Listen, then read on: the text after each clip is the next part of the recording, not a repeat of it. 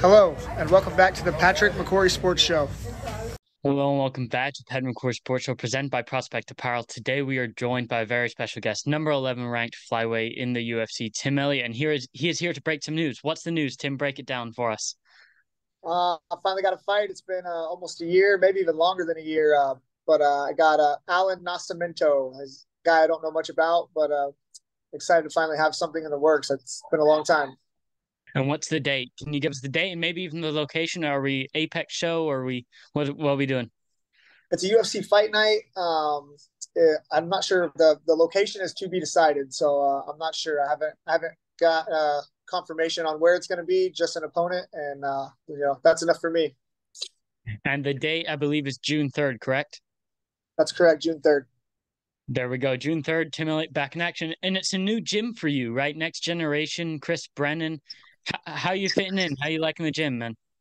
Good. He's right over there. They're training right now. They're wrestling. I love it, man. Obviously, James Krause was my coach for a long time. He's one of my best friends, still one of my best friends. We're just not allowed to train there. No UFC guys are allowed to train there and train with him. So that was really hard for me. I'm belted under him. He's cornered me in every single one of my UFC fights. I haven't done a whole lot in MMA where James Krause is not attached to my name. And, I don't want to say he's not attached to my name because he's still my mentor and he helped make me, become the man that I am today.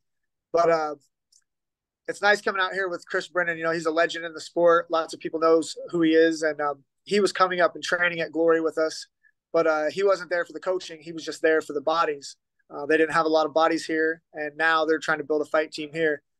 It was a pretty easy transition. James Krause right away said, "Hey, man, this is your guy. You can't coach with me, or you can't fight under me." He's like, "You need to go be with Coach Brennan." So came out here, and I didn't realize how much this guy looks and sounds like Robert Follis. He's like a small version of Robert Follis, and that was my coach in between James for a little while before he passed away.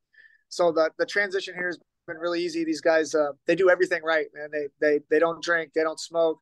They get up early and run. They do ice baths, the sauna, then right to practice.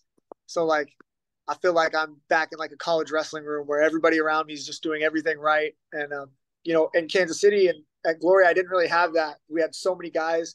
Everybody just kind of did their own thing. And there was like several like small cliques in the group. But here it's like these guys, everything they do together, they do as a team. And, it's nice just to be a part of something like that again. And I want to ask you, new gym, new people, who have your main training partners been to, especially now replicating Alan Nascimento, very good jiu-jitsu guy. Who have you been working with? I haven't really gotten, sorry about that. I haven't really gotten that deep into training camp. I mean, I just found out a few days ago who I was fighting. Yeah, you just signed the contract. Yeah. So, probably it's going to be Lucas Brennan.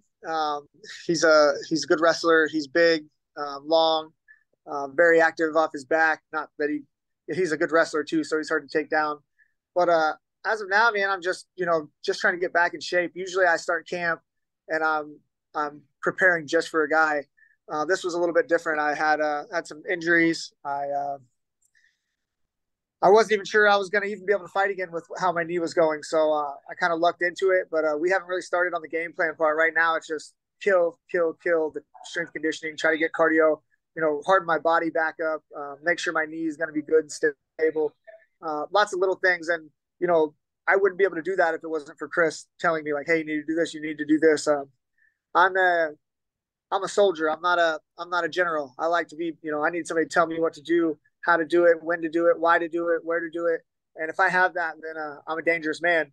And, I was worried that I wasn't going to find that again because James Krause had no problem taking that role. Like he'll smack me in the mouth in practice if I need it. You know what I mean? And like not very many people have the confidence and their skills to be able to do that to somebody, especially I've been in the UFC since 2012. So, sometimes coaches don't want to step on toes, but Chris has no fucking problem telling me what to do and why I should be doing it. So all I do is just sit back and soak it in.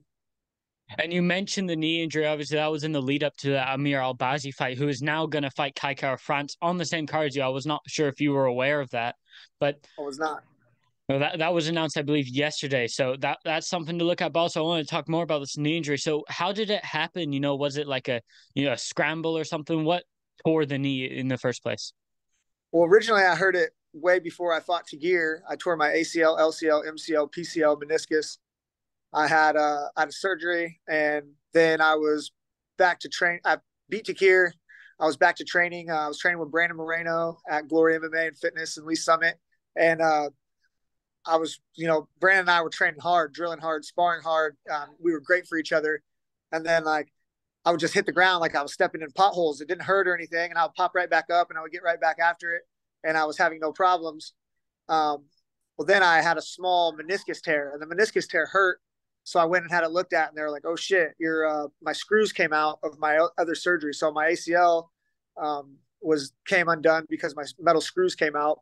So I had to have all my metal hardware replaced with plastic hardware, and just ever since they replaced the metal hardware with plastic, I was just having a little bit of issues here and there, and it was just a long time. And I was every time I would get back in the gym and practice, man, I would hit the ground again. It wouldn't hurt, and I wouldn't lose my range of motion. I just wasn't able to go like I really want to go. I'm not a smart fighter. I'm a hard fighter. I like to go. And if I can't go, like it kind of takes it out of me. So I'm having to make adjustments here now and take on Chris's knowledge and not just be a go fighter. I got to be able to show up and make it to the fight. Yeah. Yeah, And man. I keep getting calls and shit and I just shut off. All right, no problem, man. Don't worry about it. We can just pick up right where we left off.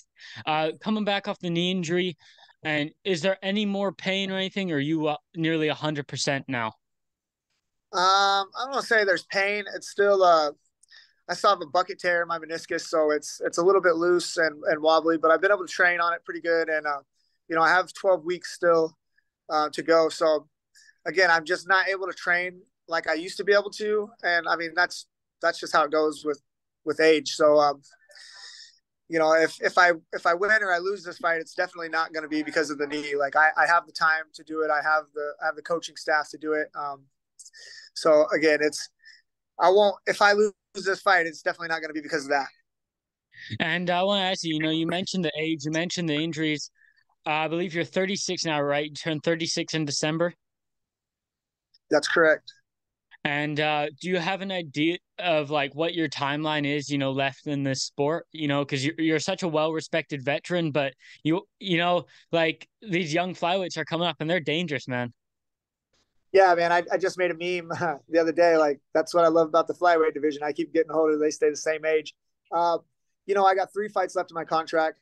I would love, I would love to win out these 3 fights, and then I think my stint after that in the UFC will probably be done. My MMA career will probably be over, but I feel like I'm built for bare knuckle. I think I'll do better in that.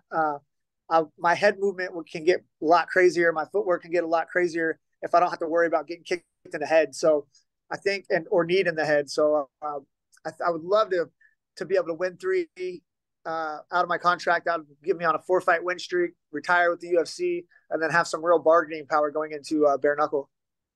You mentioned bare knuckle, and they're really, really pushing now. They have that big card in April with Luke Rockhold, Mike Perry, Eddie Alvarez, Chad Mendez, and your teammate as well, Kevin Kroom. He's got 2 knockouts over there, right? Yeah, 2 knockout wins for him. I cornered him in both those fights. We're not really friends no more, though.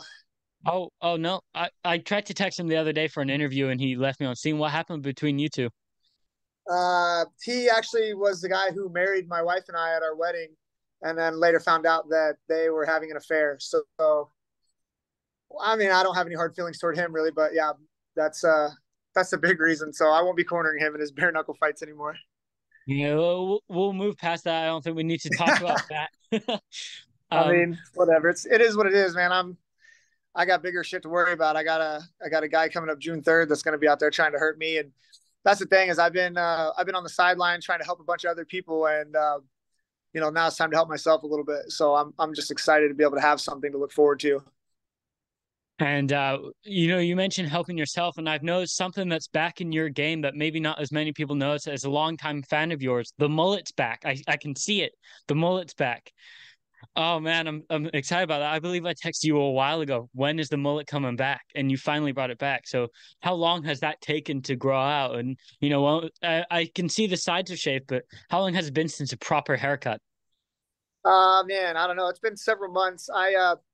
The only reason why I started growing it back out was because everybody said, watch out for the mullet curse. So I'm like, I'm trying to break that curse. So we'll see. I'm going to let it go. I'm going to let it go wild until June 3rd. And then we'll go from there. Or I like to, and the UFC hates this because I always used to do this.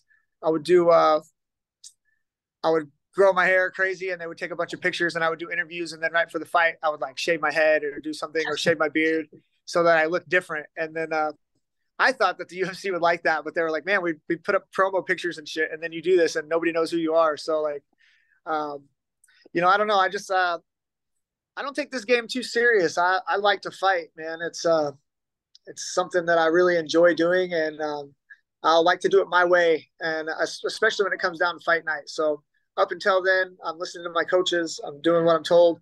But when it comes fight night, man, I like to just go out there and let it all hang loose. And what about the cornrows? On the note of hanging it loose, that's tight. What about the cornrows? Any chance those come back? No, because I lost a fight with Joseph Benavidez, and a big part of it was I had a big knot of cornrow Mm. ponytail head, and he choked the shit out of me. And I felt like if I'd had a head, that maybe I could have got out of that choke. So the cornrows is a no go for me. But we gotta tell you the UFC video game to put the mullet on you in the game. You did get a shorter haircut in the game. They finally fixed your hair. You've got like the short hair, kind of like you had against Tagir, and now Yeah, we need the mullet. But they're very slow to update the game. So that's good. The very first version of me with the cornrows was whack. I'm like skinny fat. I don't have abs, but they gave Daniel Cormier abs in the game. I'm like, how am I more jacked in real life than I am on a video game? It doesn't make any sense. well, so they've updated your model plenty of times. They fixed your beard, they fixed your abs and everything, but they never fixed your hair. But finally, the hair's somewhat fixed. That's right. I Yeah, I think that's part of it. They're probably sick of me changing my look, so they don't have to keep changing me in the video game. Yeah, exactly, man. And do you have anything else you'd like to shout out? Maybe some sponsors or some maybe more upcoming news. Obviously, the fight news is the big thing. But anything else you'd like to shout out? No, I just want to thank my team, NG MMA here in Frisco. Obviously, Coach Chris Brennan, and always James Krause for getting me to this point, and my management team, Iridium Sports, Jacob Paraga, Jason House. Like, no matter what's going on around with the UFC or anything else, those guys are on me. Always helping me out and have been there for me for so long. And like I literally owe everything to those guys. And one last thing I wanted to ask you, how often are you in the ice bath? Because I see you on Instagram hopping in the ice bath. You seem to like it. Every morning for 3 minutes at 40 degrees. Oof, man, that's cold, man. Well, good luck June 3rd. Maybe we'll talk before that, but man, I'm Yeah, man. excited. This interview will be out tonight with the fight news. So looking forward to it. Have a great rest of your day and enjoy training, Tim. All right, buddy. Thank you. Appreciate it. Bye.